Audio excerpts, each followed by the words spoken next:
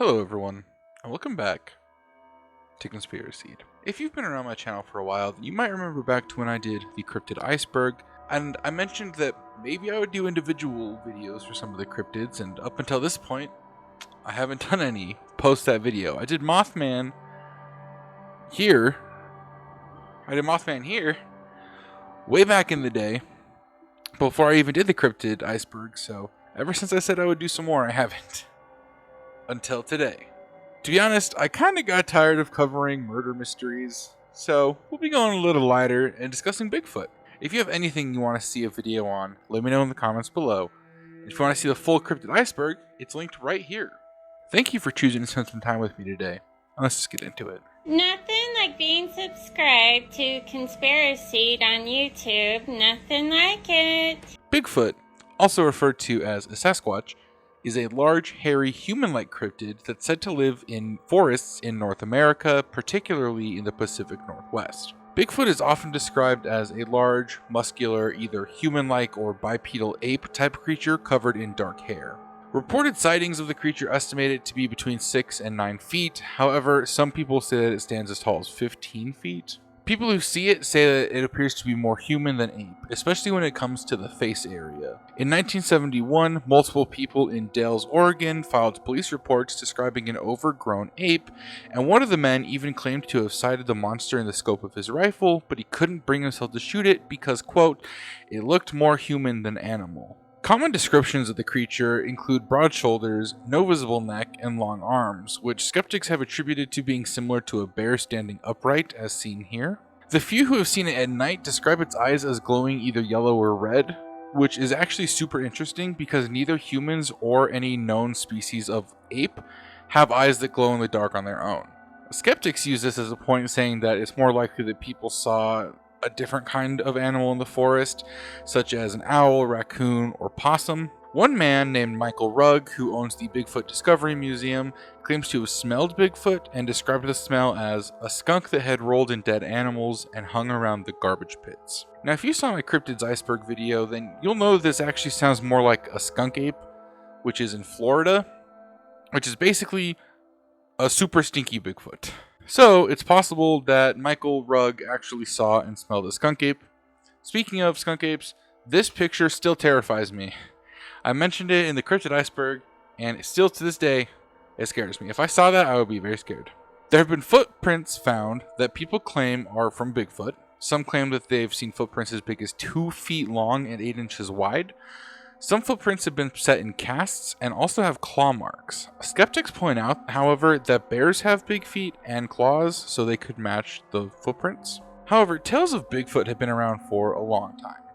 Many of the Native American cultures across the continent have stories of mysterious, hair-covered creatures living in forests, and these stories have existed long before modern-day reports of any Bigfoot creature. Funnily enough, much like modern-day stories, these stories are more prevalent in the Pacific Northwest region of the United States. There are petroglyphs, which you can see here, on the Tool River Indian Reservation, allegedly showing a group of Bigfoot creatures, which has since been called the Family. The local tribe called the largest of the glyphs Hairy Man, and the drawings are estimated to be between 500 and 1,000 years old, both of which are older than European settlers.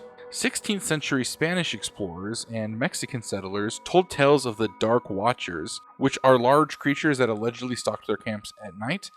However, again, if you saw the Cryptid Iceberg, Dark Watchers are a separate type of cryptid, today anyway.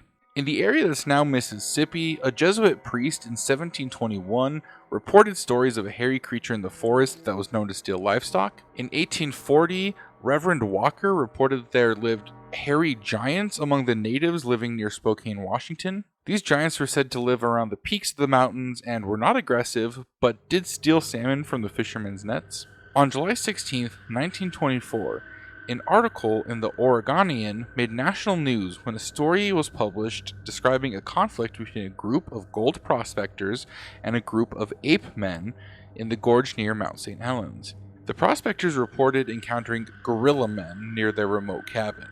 One of the men said that he shot at the creatures with a rifle. That night, they reported that the creatures attacked and threw large rocks at the cabin, damaging the structure and knocking the shooter out. The men weathered the night and skedaddled the following morning. The U.S. Forest Service investigated the site of the attack. They, however, found no compelling evidence to the event and concluded that it was most likely a hoax. Today, the area is known as Ape Canyon due to the amount of Bigfoot creatures sighted within the area. Now, where did the name Bigfoot come from? Let's get into the origin. In 1958, Jerry Crew, a bulldozer operator for a logging company in Humboldt County, California, discovered a set of large 16-inch human-like footprints sunk deep within the mud of the Six Rivers National Forest. Upon informing his coworkers, many claimed to have seen similar tracks on previous job sites, as well as told weird stories of weird incidents, such as a 450-pound oil drum being moved without any explanation. The logging company men began to utilize Bigfoot to describe the creature that they thought was making the footprints. At first, they initially thought that someone was playing a prank on them. After finding more of these footprints, Jerry contacted a reporter at the Humboldt Times newspaper. The reporter interviewed lumber workers and wrote articles about the mysterious footprints, introducing the name Bigfoot into the mainstream via the front page of the newspaper. A plaster cast was made of the footprints, and Jerry himself was photographed holding one of the casts alongside the article on the front page.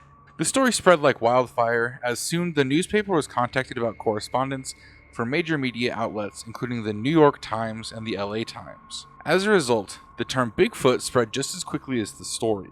Now, something interesting happens with the story in 2002.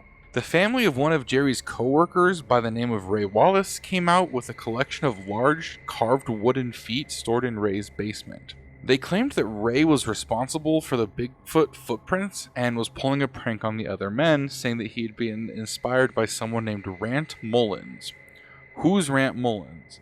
Well, in the 1930s, Rant and a group of other foresters carved pairs of large feet made of wood and used them to create footprints in the mud to scare hikers and huckleberry pickers within the forest. The group of men also claimed responsibility for the before-mentioned 1924 Ape Canyon story. This right here, of course, is the most famous picture of Bigfoot ever taken.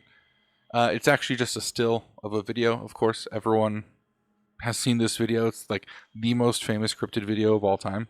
There are, of course, people who say that Bigfoot isn't real and that it's something different. Skeptics believe that any Bigfoot sightings could be misidentification of bears, escaped apes from zoos or captivity, or even humans. They also say that it could be pareidolia. While there are a number of people who have claimed to see Bigfoot, sightings have definitely gone down recently, which I find interesting because it's the era of everyone having a cell phone with a good camera. So now that everyone happens to have a good camera, all of a sudden there are less and less Bigfoot sightings. I love cryptids, and I want to believe that they're real. But for Bigfoot, as much as I want to believe, I do think the cons outweigh the pros here. As I mentioned in my cryptid iceberg video, if I get 1,000 subscribers, I'll go cryptid hunting. Since I live next to the Rocky Mountains, I'll get a few people, go out, and we'll look for cryptids. Once it gets warmer, of course. It's freezing right now. I was in the mountains the other day shooting, and it was 21 degrees. And that was midday, so it's not getting warmer. Anyway, what do you think? Is Bigfoot real? Is every Bigfoot sighting a hoax? Let me know what you think of Bigfoot down in the comments below. Thank you for choosing to spend some time with me today, and I'll catch you in the next one.